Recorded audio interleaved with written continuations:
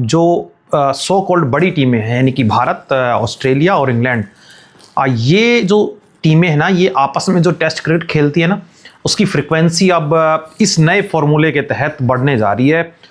ये क्या है पूरा मामला, क्या जो छोटी टीमें हैं उनको क्या इससे नुकसान होगा, जो बड़ी टीमें हैं या आईसीसी है वो क्या सोचकर ये चीज़ें आ रही है और ये खबरें कहाँ से आ रही है, चलिए इस पे करते हैं शुरुआत।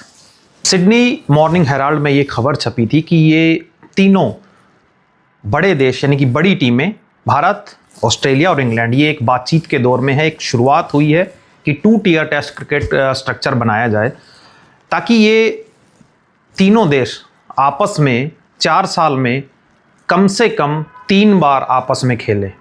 अभी जो स्ट्रक्चर है उसमें ये 4 साल में 2 बार खेलते हैं। आप बीजीटी का भी देख सकते हैं कि एक बार भारत में खेला जाता है टूर्नामेंट और एक बार ऑस्ट्रेलिया में। तो उसी तरह से एक सीरीज़ को और बढ़ाया जाए आपस में जब ये तीनों कंट्रीज़ खेले, क्योंकि देखिए हमने देखा बीजीटी में जिस तरह का रेस्पॉन्स था, सारे रिकॉर्ड ब्रेक हुए, जितने दर्शकों ने देखा टीवी पर। हालांकि टाइमिंग इंडिया के हिसाब से भी ठीक नहीं थी, सुबह 4 बजे 5 बजे सर्दी का टाइम भारत में, लेकिन व्यूवरशिप लगातार रिकॉर्ड जो थे ना वो ब्रेक कर रही थी। तो उसको ध्यान में रखते हुए शायद ये तीनों देश चर्चा कर रहे हैं कि ज़्यादा से ज़्यादा इन देशों के बीच में क्रिकेट हो। लेकिन क्या बाकी जो देश है, जब आईसीसी जब बात करती है कि हम इस गेम को ग्लोबली ले जाना चाहते हैं, तो बाकी देशों के लिए ये टियर 2 स्ट्रक्चर है, क्या वो ठीक होगा या नहीं?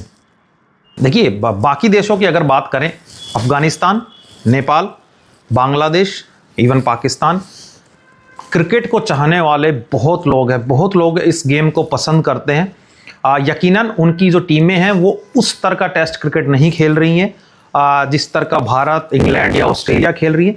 लेकिन अभी बगावती शुरू भी शुरू हो गए। बांग्लादेश के कुछ खिलाड़ियों ने कहा कि ये बिल्कुल गलत है, ये 2 टियर स्ट्रक्चर बिल्कुल नहीं होना चाहिए। अगर उनकी टीमें इन टीमों के साथ क्रिकेट नहीं खेलेगी तो उनका जो क्वालिटी ऑफ क्रिकेट है वो कैसे इंप्रूव होगा।